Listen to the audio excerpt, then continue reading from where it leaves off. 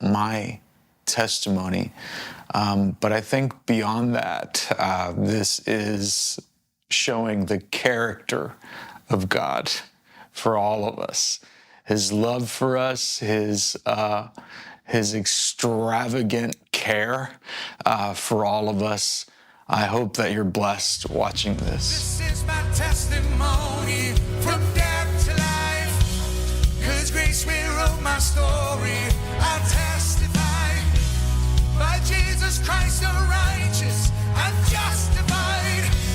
This is my testimony. This is my testimony. We were asked to tell our story of something that happened last year. It was July 3rd of 2022, and I was involved in a very serious motorcycle accident. I own a Harley Davidson. And anyways, I remember preaching here. I was proud of, obviously. I remember preaching here. I just finished preaching 2 services, and I remember this one point, which I think ties into all of this, particularly for what I feel like God is going to take us to in our future, right? I remember preaching on the fact of, it was just a small segment where I was talking about how Michael Jordan, who's such a phenom, we all know he's the greatest basketball player that's ever lived. And I remember that they were doing some interviews, and they were interviewing the Pistons. And they said that they had instituted what they called the Jordan rules. They had what was called Jordan rules. So to combat him, there was a set of rules that were made especially specifically for Michael Jordan. You had to keep him on the ground. Because if there was a time that he took flight, it was over. And so I remember talking about that in the service and saying, what is it that the enemy has had to instill? What rules has he had to invoke, right? What rules has he had to put in for you? What is it about you that he has had to go the extra bit to keep you grounded? And so I remember finishing the service and leaving to go say bye to Sarah, that I was going to be headed home. And I remember, the only thing I remember from this is getting on my motorcycle and getting on the feeder road. And I saw a big sign pop up, the side internet or interstate, a warning signs, right? Well, they'll tell you there was an accident at, 5th and whatever. And so anyways, I remember seeing on the sign, and I remember seeing a picture of broken tires, and I remember saying, careful with the broken tires.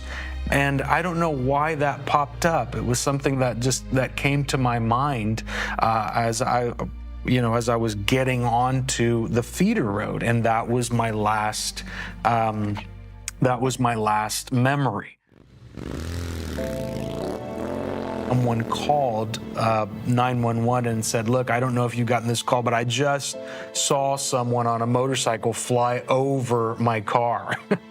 And so I obviously hit the ground. I had 5 broken ribs, 5 fractured ribs. I had a broken shoulder, and I had 8 staples in the back of my head. I had some cuts and some road rash on my face. And arms and legs. And arms and legs, yes. That even recently, I've just healed, from that. We were told there was a lady that had blown a tire, and she was trying to swerve over to get off of the interstate so that she can be safe. Well, she didn't see me coming, and so apparently she collided. And I was talking to my friends in kids' church, and Johnny came in to say, okay, hey, I'm leaving. So I had Joel with me in the car. On the way home, for some reason, he was the only one I had with me. The other kids were in different places. And we were leaving church, and there was a huge accident on the side of I-10, which I did not know at the time was Johnny. Guilty.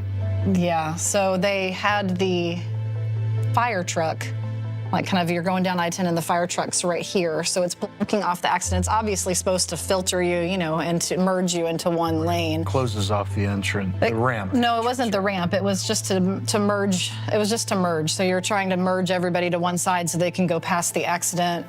But in doing that, it blocked the scene. But I do remember driving past and thinking, I only see one car. And it took me a minute or two to think, well, I wonder if the other one was a motorcycle.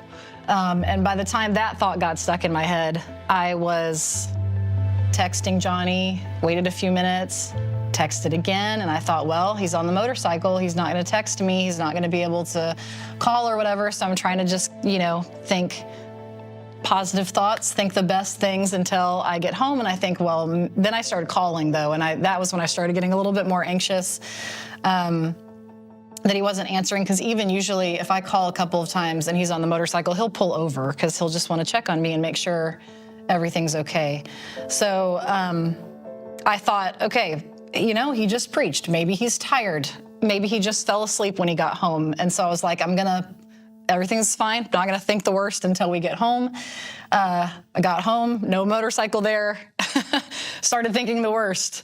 So I did kind of, at that point, I immediately called Tammy. A week before the accident, my mom called and said, hey, how's Sarah? And I said, she's fine. We had just gotten back from kids camp.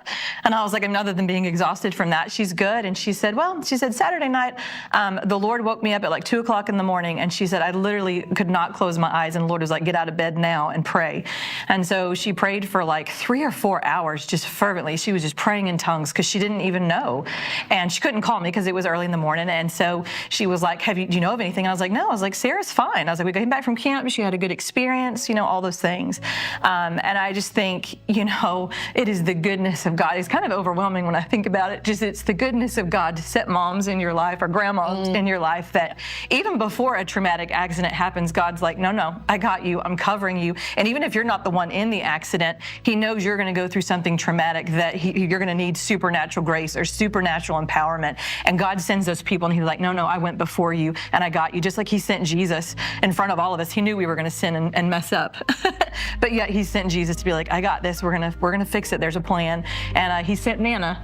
He sent Nana to pray and just be like, no, you're gonna make it through this. You're gonna have the peace that you need. You're gonna have the wisdom that you need to get through this. And so I love that testimony about that part of the story. So.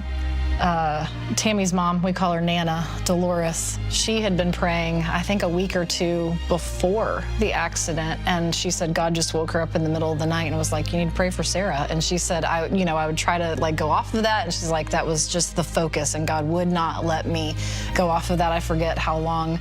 But it was, I feel like that was God preparing the way. Angels being sent out, whatever she was doing, that was just getting that ready so that once we got there, it was already, we were already moving in it was just a good thing. I feel like we had just angelic activity all over that. On the day of the accident, we had gotten home from church. Mm-hmm. And Benjamin and I had we had just gotten back from camp. We were all exhausted. And I was like, I'm just gonna sit down for a few minutes. I'm gonna close my eyes. And my phone rang and it was Sarah. And I was like, that's super strange. I just saw her. And I picked up my phone and I was like, what's going on? And she was like, she tells me the story, like Johnny's not home. We were gonna get lunch, but she was like, but I can see his phone's on the side of I-10 and it hasn't really moved. And, we're trying to think positive because that's how we think around here. Like he's helping someone, he's lending someone a hand. Yeah. And you were like, what should I do? And I'm like, I don't know. There was something in my spirit that was like, get out of bed and put your shoes on. So I was like, I got my shoes on, which I was ready to take a nap, but I was like, okay, let's do this. And so I was like, you know what, Sam, just to rule out all doubt, why don't I'll come pick you up and we'll just drive by casually. And if Johnny calls us, we'll just go back home and act like we did not overreact. We were totally nonchalant and nobody's going to know what we did. Yeah, but at this point I was getting a little nervous because I had already called, texted, hey babe, we passed an accident. I didn't see a second car there. I just want to make sure you're all right, which which was his accident that I passed without knowing it because of the way that the fire truck was. Anyway, so I was starting to get nervous, but. And so I was thinking for sure she was going to call me on my way to her house and be like, Johnny's here, you can go home, take a nap, you're going to be great. But she didn't. And so anyway, I picked her up and she jumped right in the car and I was like, okay, just follow the GPS to wherever the thing is and we'll go. So Tammy comes over, and while she's driving up, I'm just walking back and forth outside of our house on the sidewalk. And that was just the crazy part for me, was just not knowing anything at all. Lots of thoughts go through your head. Why is his phone still there? Wouldn't his phone be with him if he was taken to the emergency room?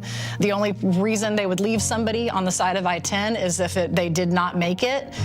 These were all the thoughts that were coming through my head. In the middle of that, for me, what I felt like was the intense spiritual battle part of it was, I felt like I heard a voice, which I do not believe was God at all, but I feel like I heard a voice say, it's okay, he's gonna die, but it's gonna be good. Like it's gonna become like kind of a, not like somewhat of a salvation for your family. So like he's gonna die, but it's gonna be like a salvation for your family. And I immediately was like, nope. No. I mean, that wasn't. We have 4 children.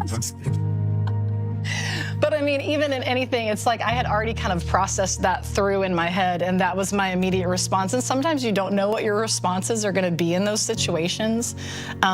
So looking back on it, even in the moment, I was very grateful that was my response. So I'm pacing back and forth on my sidewalk in front of my house, just saying no, and declaring life.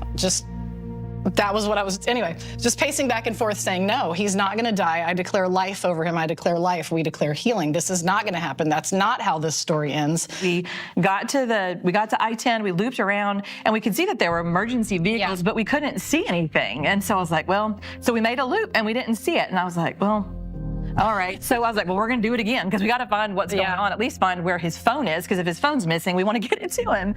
And so anyway, this time we were on the service road, but there was so much traffic. And so basically I was like, okay, Sarah, here's the plan.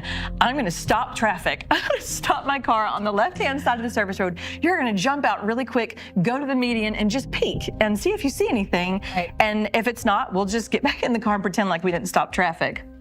And so, well, we had been praying the whole way there and declaring the goodness of God. What were we saying? The goodness of God. God is good. We declared life. Those were the 2 things I remember. God, you're good. You're good. Yeah. And definitely, though, felt like I was about to pass out right before we pulled around there, because you just didn't, you didn't know what you were going to see. So I started kind of getting a little crazy. But then, she pulled over just right on the side of the feeder road and hopped out so I could look over the median. And then when I did, it was Johnny's motorcycle there. He was not anywhere around. I could see his bandana over there, and I could see that his phone was still on the motorcycle, which is why he hadn't moved from that site, anyway, that was what I had been thinking before, is why, if his phone is still there, then they wouldn't have taken him somewhere. But anyway, the phone was on his little holder on the motorcycle. And so once I saw that it was him, I asked the police officer, where's the guy that was on that bike? And he told me that he had been taken, by ambulance. And I think they even told us, I don't know how long it took us to get the information that he had been life flighted to a different location. Tammy then kicked into gear and let me just kind of soak it all in while I stood there. And she went and started talking to officers and did all the different stuff. I don't know. Yeah, no, when Sarah got out, she looked like she was going to pass out. So I just jumped because it's just your first reaction when you see somebody in a traumatic situation, because I'm like, okay, this must be Johnny. So I jumped out of the car and I'm trying to just get behind Sarah. She's trying to you can just tell she's mentally processing. It's very traumatic. Her husband is not there, but all the remains of everything are there. And so I just start barking out questions to the police officers because I'm like, she can't think. And I'm just trying to get, where are we at? So I'm like, okay. So he tells us that he's been life flighted. I'm like, which hospital? He's like, I'm not sure. He's trying to help me figure that out. And I'm like, so I pull him to the side. I was like, was anybody here at the scene? Who was the first person here? And it was one guy to the left. So I was like, Sarah's okay. I ran to the side after she was kind of leaning against the concrete. And I was like, I just need to know one thing. Was he breathing when he left? Mm-hmm. And he said, yes, he was breathing. And so I just started screaming to Sarah, he's alive. He's alive. He's alive. That's all I could think of to say at the time, because that's all we wanted to know was just Yeah. I just needed to know. She needed to know that. And so I was screaming at I-10, he's alive. Everybody on I-10 knew Johnny was alive. I didn't care. And so he just started talking to me, and I was like, okay, what did you know? What did you see? I was like, can you give me I was like, we need to get to the hospital. She's got to be with him as quickly as we can. And he said, we took him to one hospital, but in transit, they decided to life flight him to a different one downtown because of the neuro team was better. And so I was like, I need the name of the hospital. And he was like, okay, so he got on dispatch with them when I tried to get back to Sarah for a bit. Yeah, and at that point was when I was realizing that they were holding everything exactly like it was in case he didn't make it, that they had followed him, police officers, to the hospital to make sure they took pictures and everything because it was that bad. So we were in a weird place where I think they had told us, you know, he was talking before he had left, but then also we knew it was bad enough that they weren't gonna just push everything to the side and move on. So that was a crazy moment. Then we just, you know, went down to the hospital as fast as we could. At this point, I was extremely happy I wasn't driving. So I called Benjamin, called Pastor Fernando, and said, this is where we're going, just everybody meet there. And so on the way to the hospital, again, we just spoke life. We started declaring God is good. We started declaring any promise that I knew God had given to Johnny. Any prophecy, we were just like, I remember this prophecy, or I remember this prophecy. And we were like, that hasn't come to pass yet. The prophecies about revival in Houston and the awakening and the things that Johnny says every single time he preaches. Those are the things that we were like, this hasn't happened yet. This isn't the end of everything. There's so much more. I came to Houston, Texas 21 years ago. I saw a stage in the center of the city. It's a blue stage, so if it ever happens, we need to get blue carpet, okay? There's a blue stage in the center of the city. There was a sea of people, and they were worshiping under one banner, one Jesus. Not a church. Not a church. There's going to come a revival. And I hate saying revival because revival holds its negative connotations. But whatever you want to call it, whether you want to call it an awakening or you want to call it revival or you want to call it renewal or whatever you want to say, there's going to come a great, great move of God. Let's call it that. But I'll never forget when we walked, two things. When we walked into the hospital, I just remember I put my hands up in the air and I was like, I declare the goodness of God had just overtaken it. Like it was just something about the goodness of God. Yeah. And it was his overwhelming assurance. But I felt the need to just declare it. I was like, okay, Sarah, we're walking into the goodness of God. We declare that everybody in this hospital is blessed because Johnny's here and because we're here. And, you know, it was just this, it's almost like this authority we had to just be like, this is how this is going to play out. You know? Well, the goodness of God definitely seemed like it was a big theme for that whole thing. I mean, that was just in the very beginning is, you know, God, you're good. This is not how this is ending. Anyway, that was just definitely a theme of, I feel like, what God was doing in that. One thing I do have to say is I've never seen an angel. I can't say that I've ever seen anything like that. Like that's not something I've visually seen. But I can tell you that at the scene of the accident, when we were looking over the concrete and there was just this, I don't know, it was like this holiness. I don't know what the right word is, but it's like, it's almost like you knew an angel is either here or has been here. It's like I could feel the residue of that. And I just remember thinking, okay, like if he's here, then we're good. Like God's got this, and there's been angels. And so one Wednesday night during worship, I had a vision of Pastor Johnny, and I saw these massive angel wings just like enclose him, and all I see is the top of his head poking out. I just had a sense of covering and protection, and I didn't really understand what it meant, but I did share it with him. And then 3 months later, my husband and I were on vacation out of the country, and I got the news about what happened to Pastor Johnny. And I just felt this sadness and this grief and this pain for just what was Sarah and her family was going through as a wife. I couldn't imagine.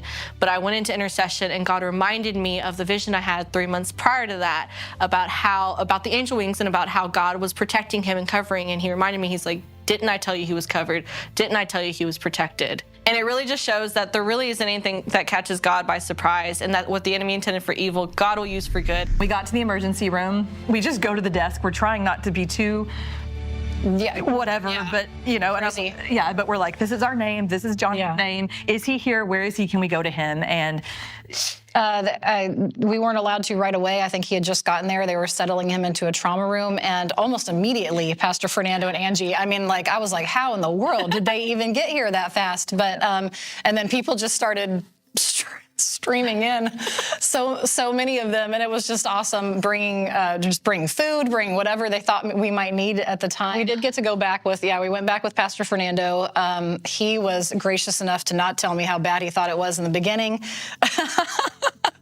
So he was kind of like, I don't know this, but he didn't tell me any of that. We were able to lay hands and pray, and then Tammy was able to come back and lay hands and pray with Johnny too. We kind of, anyway, so she came back there with me. We prayed. She also got to hold back the name tag of the person sewing his face. That was kind of funny.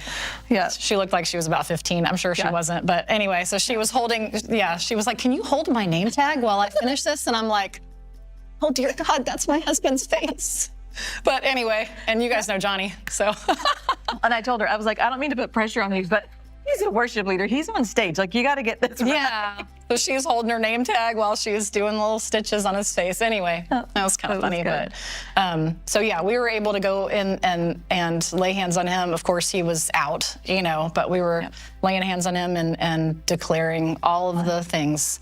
Pastor Fernando came in and declared just no trauma from the very beginning. Just like, this is not going to be something that's traumatic. Like, just all of that, I felt like it was almost just like washing off that stuff. I mean, he prayed for our whole family. He went through all of it, and just anything that could just attach itself during that time, I felt like he just kind of let it loose before it even could get a hold. Anyway, it was a really sweet time of him, just kind of us being able to pray together just over our whole family, and kind of just what is that washing in the water of the word, just that washing that stuff off. Anyway, it was a really good prayer time. Yeah, no, it was powerful. So that night, we're just kind of waiting. We're just waiting and praying and doing what we can. And so finally we go to see the doctor after they'd finished sewing his face up. And he was like, we're going to move him up into ICU. You can go and see him. And this is about the time that's going to happen. So we went back to the cafe. They hadn't called, and it was like 1 or 2 in the morning. So we were like, well, we'll just go down there and check. And they were like, well, they've already moved him. We were like, you didn't call.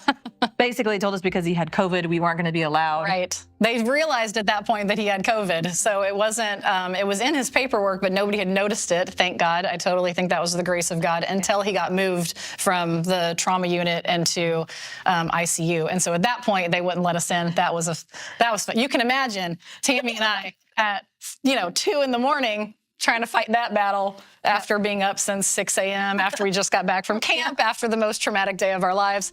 So anyway, that was a fun one. Yeah, but we kept our salvation, and we didn't hurt anyone, so that was good. It was all good. But so we basically went back, and we were traumatized by that, because now we couldn't be with Johnny, and we were like, what if he wakes up and nobody's there? He has to know we love him. He has to know all the things that we're all thinking about. We got the direct number to the charge nurse, and we're able to talk to her directly and say, here's what we're going to need you to talk us through. And because it was her, she gave us a lot of information. She showed us the things we needed to do ahead of time, the times of the schedules, the name of the nurses that we were going to be to call when he had his second brain scan, all those kinds of things that we were going to need. And so I do feel like, while it was a pain that we couldn't be with him, in a way it gave us access to someone that could kind of help us navigate the process faster than we would have probably figured out on our own.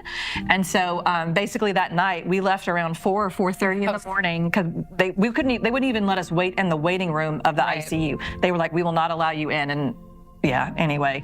So basically we were like, okay, at 4:30 we had kind of said, fine, we'll go home. One thing that we needed to know, because that was the one thing that was life-threatening, was the internal brain bleed. And so that was the thing we were watching for. And that did, I think it was our first phone call, right? We found out that was fine, that had stopped bleeding. It honestly, by the time for it to have stopped bleeding in time for them to, it really had stopped bleeding probably almost immediately, which was completely miraculous. And that, since that was the only life-threatening thing, I was just so happy for the grace of God that he let it be that short for me, just to leave the hospital around, what'd you say, like 4 or 5 a.m.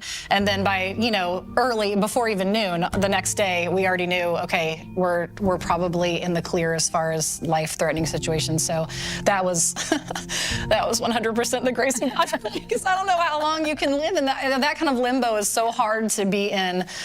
So at that point, we were like, okay, we're feeling a little bit better now. I received a group text stating that Pastor Johnny had been involved in an accident and was life-flighted to the hospital. After being stunned for about 10 seconds, I immediately went into prayer warrior mode. We all prayed from a position of victory and hope. So on that Sunday, I remember getting a text message from Sarah for me to please pray because Johnny was in a motorcycle accident. And I was so shaken by that. I got the information in the hospital that he was in, a little bit of details about him having to be life flighted. And my first initial was, Father, I am going to apply everything in prayer that I've learned for the last 30 years. So there wasn't any pleading or anything going on, but there was prayer, there were different things, spiritual things that I immediately applied because I just told the Lord not too long ago, I cannot do powerless Christianity. And I know God doesn't want us to do powerless Christianity. There was an amount of peace, which is that peace that surpasses understanding, because initially it did not look good when it came to the doctor's reports. And then I remembered that first night, because I wasn't really sleeping much. I was just praying and just talking to the Lord about the situation. And that night, I had briefly fallen asleep. I had this dream, and in this dream, I was in our church, and I was peeking into the gym. I was standing by the doors, and Johnny was in there playing basketball with two of his boys.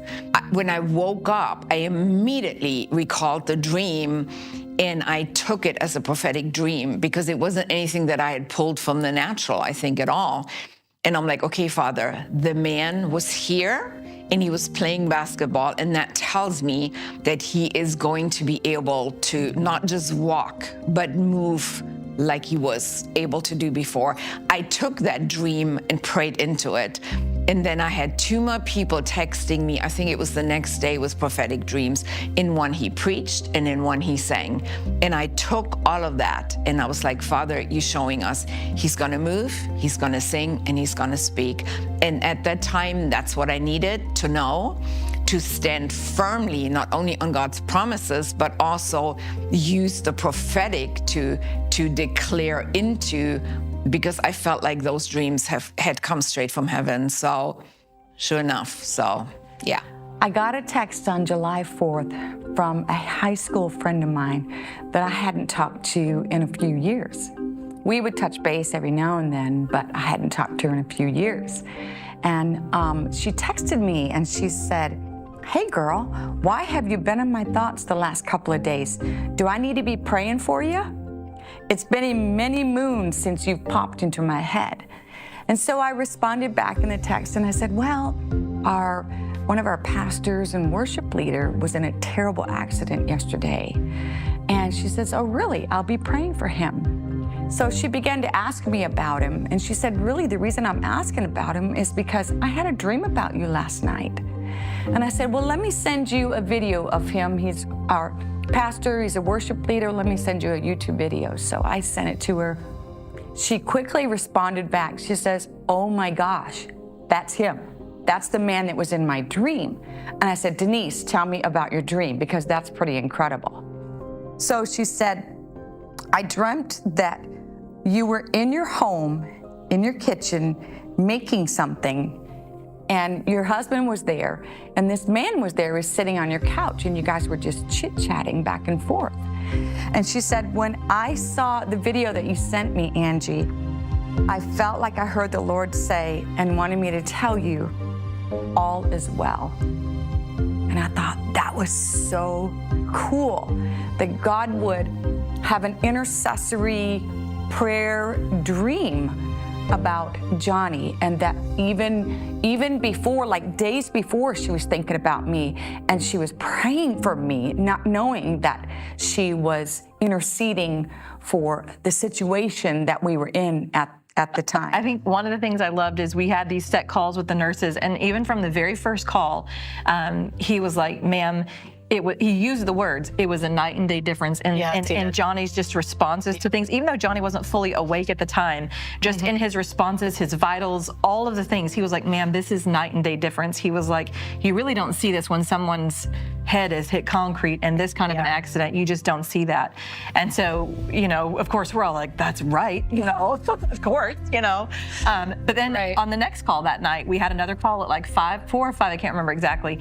And they said the same thing. They were like, they used the word dramatic this time. They were like, it's dramatic, the way that he's responding to things and how he's doing better. And we were like, exactly, you know, we were just, you know, but it seemed like every call somebody used the word either dramatic, night and day. We've never seen somebody, and literally they told us, we've never seen somebody with this kind of level of an accident recover this quickly or get to this level of recovery this quickly. So we know that was just the hand of the Lord. Yeah. So. And I remember my next recollection was when I had, I woke up and I'm looking around and I have to go to the bathroom.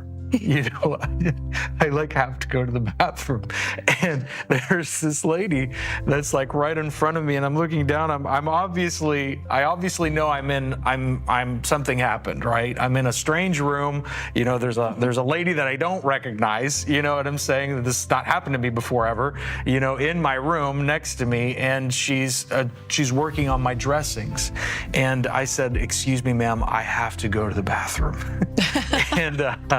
And she said, Mr. Fernandez, look, you've been in a terrible accident. And I said, what? You know, and she said, yeah, you've been in a terrible accident. You don't have to get up. Which leads you to believe I've got hoses, you know, So anyways, the accident happened on a Sunday. That must have been on a Tuesday when I woke up. And then we definitely felt better once he was awake and he was texting us, I want to get out of here. I want to get out of here. That was every text he was sending. How can I get out of here? And so by the time he was asking the nurses, like, all right, I'm ready to go now, we knew it was a matter of a very short time before he was going to get out of there. During those periods of prayer, the Lord had me to recall Pastor Johnny's message and the significance of the points he made. First, Pastor Johnny was life-flighted. He took flight literally. Therefore, he was unstoppable from the enemy because had he stayed on the ground, it would have been all over. Secondly, going from a level 1 status trauma to getting discharged from the hospital in less than a week was truly a phenom, or better yet, a miracle. It further clarified that there is nothing impossible with God. I think there was a Wednesday night prayer meeting where they were praying for us. We had, you know, of course, Mom, Sarah, I guess, called Mom or texted Mom, I'm not quite sure, but Mom said, you know, immediately, you know, I felt the urgency to pray, obviously, but I just felt God say he's gonna be okay, you know. And I remember Peggy, she's one of our intercessors, love her. She was, she caught me on a Sunday, I think this was probably my first Sunday, just coming, attending a service, you know. I was out, you know, and I remember she came up to me afterwards and she said, I remember getting, you know, the text from Pastor Gabi and just asking us to be in prayer in the situation. She said, Johnny, I just felt God say to me, he will live and not die. You know, so immediately I felt that, she said.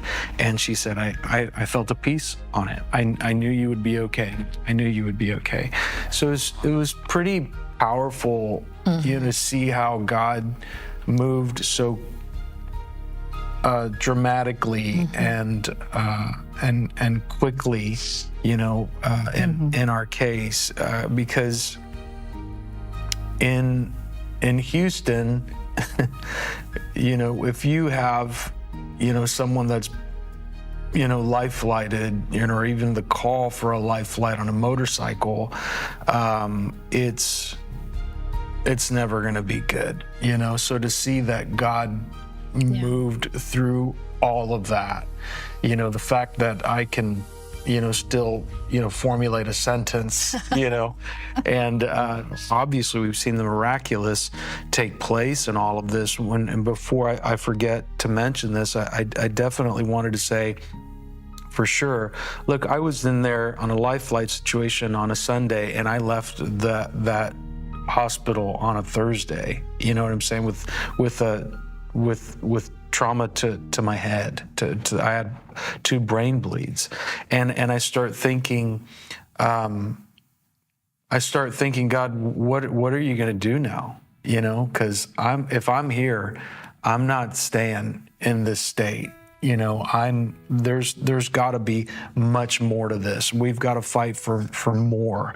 You know what I'm saying? I'm here for a purpose, and so it did rock my faith. It really did, in a good way. You know what I mean? So much so that, you know, through it all, right, I start thinking, you know, are you ever going to have that same mental capacity? You know, I start thinking, because of where I was hit in my head, you know, do you recover from things like these? So that was a huge point for me, or a place for me, where I had to conquer a lot of fear. I even had just wondering if I would, you know, bounce back from it completely. And then, but I remember this. I remember thinking, look, I've just experienced something miraculous. You know, I've experienced something miraculous. The saints came together in prayer and went after heaven for me. You know what I'm saying? Went after hell, reached heaven for me. So thank you for that. But I remember saying, look, the first person that I knew that was in the hospital, I wanted to make sure to go pray for them.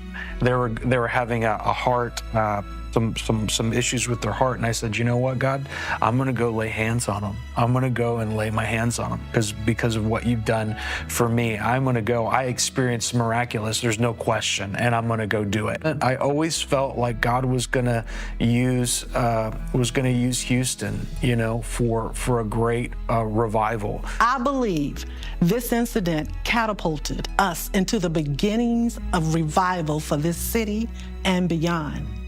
So for me, I guess the whole event, as speaking of the accident, I guess awakened something in me that I guess was dormant, and I think, you know, you can allow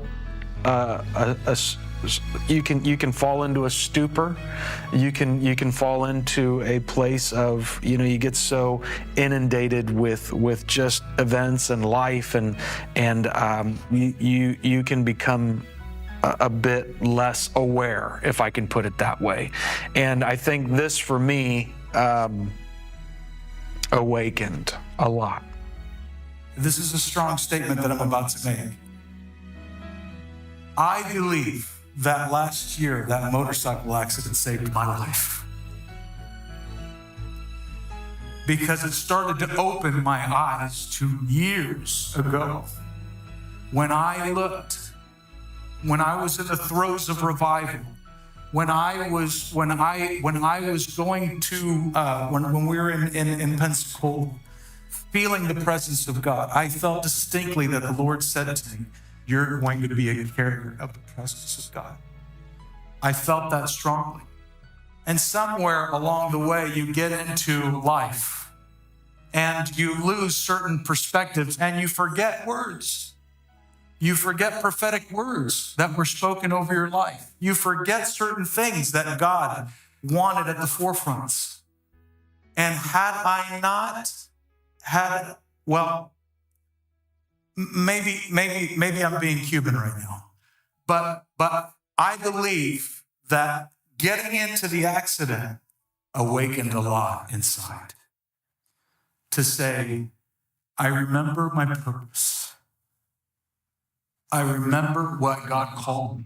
For me, it's a testimony of the miraculous, but just the goodness of God. Mm-hmm. We go through hard things. I mean, he says, in this world you will have trouble, but take heart. I've overcome, take heart. I've overcome. And I think we definitely, I don't want to ever go through this again, but man, I've experienced it and I know it to be true. So every time we think, okay, we're not going around this mountain again. So let's do all the things. Let's take all the things that we need to with us, do all the things we need to, learn all the things we need to. And for us, I totally believe that, like, when we, as the body of Christ, when we get these wins, we take everybody with us. It's like we just gained ground and everybody gets to come into that ground. So totally believe that, and especially with Johnny and the stuff that he does. I feel like when he takes ground, we all get to move into that, and so wouldn't want to do it again, but I do feel like it was victory. Just watched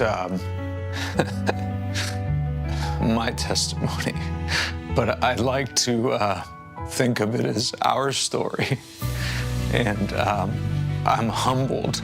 I didn't realize that there were so many people that were involved